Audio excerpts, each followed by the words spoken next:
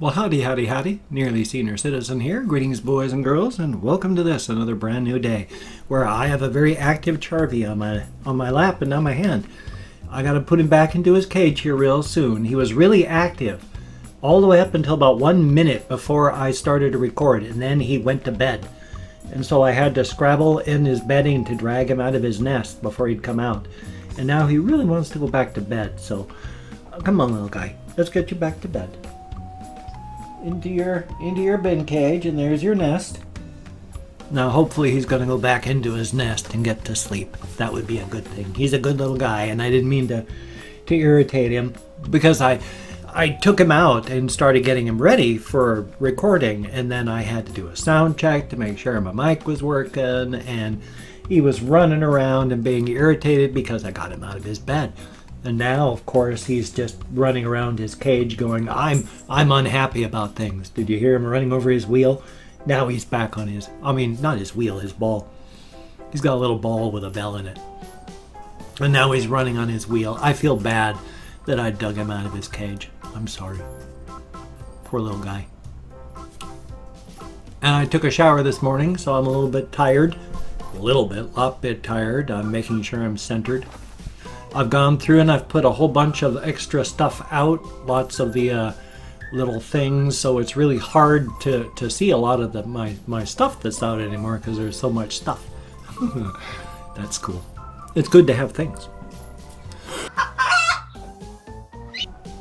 One of the things that I did want to talk about is something that I finally figured out a couple days ago. And it was an amazing thing, because all my life I have felt best working with women and being surrounded by women and having a woman as my boss, women as my co-workers. I have felt best and most comfortable when working around women. And so when I was working as a nurse's aide, that was one of the best 15 years of my life that way, because everybody, it was 99% female with just a few of us guys in there. And I've always wondered about that, because it bothered me when other people, like other guys, like especially a nurse's aide, like you'd have a guy go like, I'm not going to take orders from a woman. Well, number one, it's like, why? And number two, you're in entirely the wrong profession.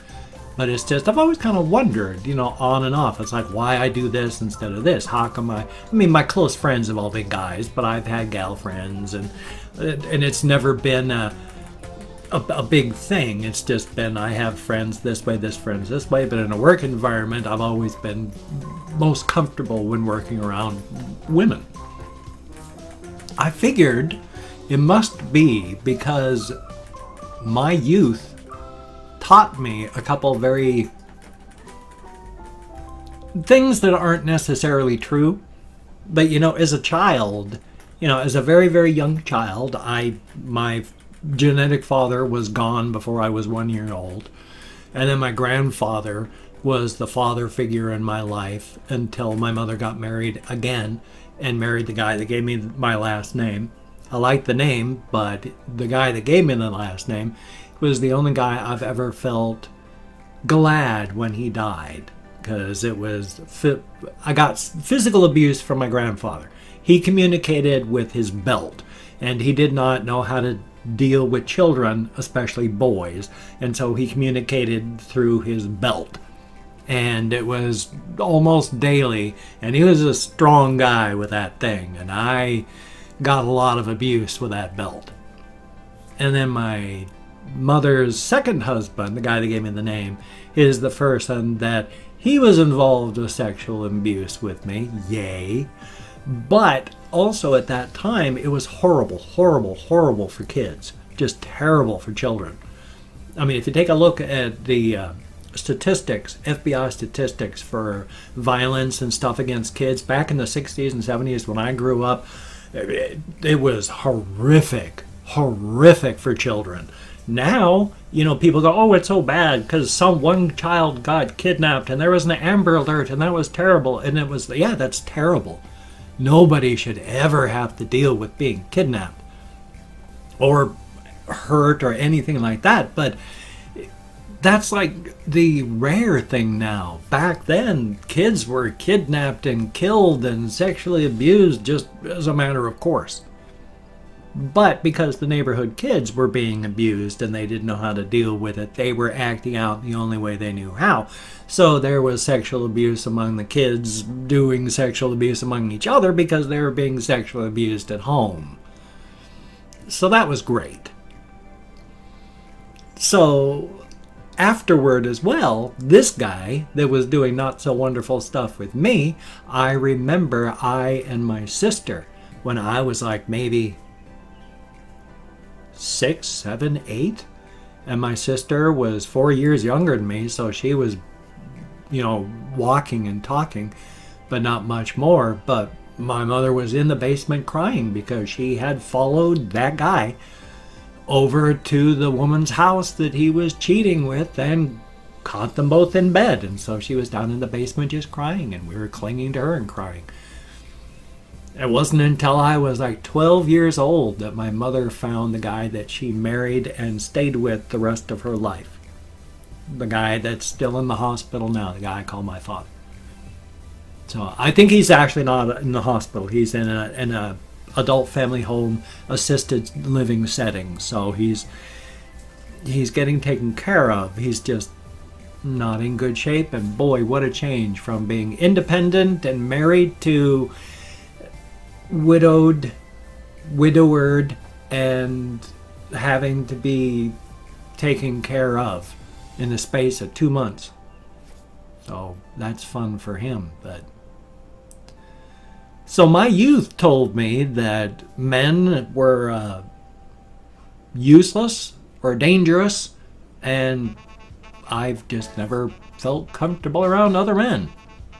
Now, I've known through my life that it's not a all men are bad thing, because hey, I'm a man too, and I've tried my best to not hurt people through my life. I fail. We all fail. We're all human. The thing is to do the best you can. You know, it's the shame is not in falling down. The shame is not in getting back up. If you make a mistake, if you do something bad, you know, try to learn. Apologize to who you can. Promise to do better, and then do better. So I'm not quite sure where that came from, that last part, but yeah, so it was just, I finally figured all this out, put it all together, all the pieces together. And really, it's all you want to do is come to terms with stuff inside of your own head so that you can live your own life without hurting others and be happy. So that's what my going to therapy has been about, trying to get my head together so that I'm not afraid of people and the world and everything, and to realize again that it's not, the world is not there just to hurt you, because that's what it seems like at times, but it's, the world is indifferent at best and vile and horrific at worst. But there's happiness to be found, even if it's small happiness. You don't have to be a narcissistic liar to be happy, because narcissistic liars aren't. You got to be happy with yourself and the things that you do and you have. And I mean, you got to push, of course. I'm not saying be happy with what you have and never push, because you have to push. I was talking with my therapist about that. For me, comfort is a bad thing. I don't want to be comfortable in a lot of places. Like if I'm driving, I don't want to be comfortable when I'm driving. When I see all this stuff about comfort while driving, don't give me comfort while driving. I need to be uncomfortable while I'm driving. If you get me comfortable, I'm going to drift off and fall asleep. So don't make me comfortable when I'm driving. I need to be uncomfortable so I'm awake. I need to be comfortable enough that I can sit there and drive for hours, but I don't want to be so comfortable that I forget I'm driving a 1-ton self-propelled vehicle of metal and plastic that can easily kill. So, thumbs up on that. Yeah, but it's the other parts, comfort. If you get comfortable, you stop pushing. And if you stop pushing, you start to stagnate. And stagnation is death. And I have been taught by life, throughout my life, that whenever I've gotten comfortable, that's when something horrific happens. So I've learned, if I got comfortable in my job, I thought I was okay. Then the person that hated me destroyed my life and got me fired. But it went on that I got a different job and met my wife. So in a way, that worked out there. But anytime I've gotten comfortable in a situation, that's when something horrific has happened, and then everything changes, which has always taught me, don't get comfortable. Because comfort is just dangerous. You're going to get hurt very badly and soon. I mean, it's things that don't really, there's not cause and effect. I got comfortable in my life, then my mother died. That was not cause and effect. You know, my being comfortable in my life did not kill my mother. You know, so it's not always cause and effect. It's just, that's the way life seems, doesn't it? At least it has for me, so thumbs up for that. Past that though, let's see what else has been happening in my life. Oh yes, I did get another box yesterday. Kind of a surprise. I went down to the post office, and I can never tell how they're going to do this. Sometimes I get a little slip in there and I got to go up to the counter, and then they just, I don't even have to sign for it. They just go, here it is. Okay, thank you. And other times I go up there and then there's just a key in my post office box, like there was, and I went over to the parcel area and there was locks. Why don't they do that with all the boxes? I don't know. I understand the boxes that don't fit in the parcel boxes. You got to ask for those over the counter. You can't fit them in anything. They're weird sizes. But when they come up and they hand me something that would have fit in one of the parcel boxes, I don't understand. But somebody did send me with the Twitter handle of Kitty Bits. Thank you very, very much. Sent me food items. Thank you so very, very much. It is appreciated very, very much. I went and ate some of that last night for dinner. Thank you. It is appreciated. I don't always get enough food because of, well, a whole bunch of situations and reasons. And so I'm always fighting to actually keep my weight up. So thank you so very much. It is appreciated. Each and every person that sends me something, especially stuff that helps to keep me alive or my hamsters alive. I did put hamster food back onto my Amazon wish list, so if anyone wants to buy hamster food, that would be awesome. I mean, as much as I try to keep them going, it's awesome that everybody else tries to keep them going too. And thank you so very much. If they were able to thank you, they would. They don't understand though. But the fact that they're alive just shows that their appreciation right there. So thumbs up for that. I don't have really anything else to say. I've been trying to remember to talk about this thing every single day. Ever since like Monday. So I'm glad I finally remembered. Because it was like Monday that I thought of it. And I didn't go to therapy today. Well, not today, yesterday, because my therapist needed to cancel. He had a training thing to go to, so he was off with that today. So, well, yesterday. See, remember when I said my time sense is all weird? Because my mornings feel like yesterday. They have for over a decade now, so it's hard for me to tell what is accurately happening on any day or what day it is, because my time sense, the morning is yesterday and the afternoon is today, and it's just kind of crazy that way. Thumbs up. But what I'm going to do is open up 24 hours worth of comments on my community tab. I already have, and I already have opened up 24 hours worth of comments on my community tab. I'm going to go through and thank 20 to 25 people. It is arranged because with my depression and all that, which I'm at the people have said, hey, it's nice to see you looking happy and all that. I am currently at the top of my up cycle.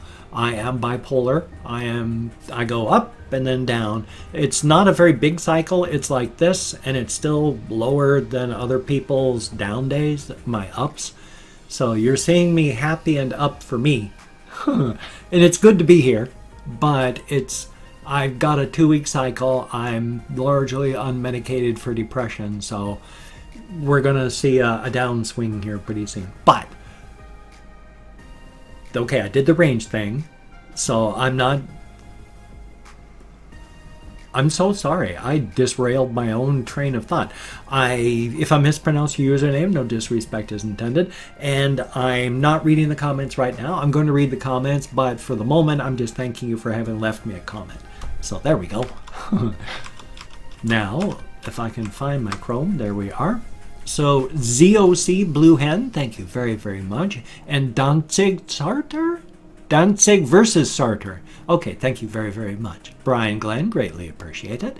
Cal Gresham, thumbs up and thank you. Sloth, thank you very, very much. And Marvouche, greatly appreciated. Kathy Kitscat, thumbs up and thank you. And we have LilyPop17, thank you very, very much. Dave Scott, greatly appreciated. Griffin Hermans, thank you very, very much. Arturo Ramirez, thank you very much.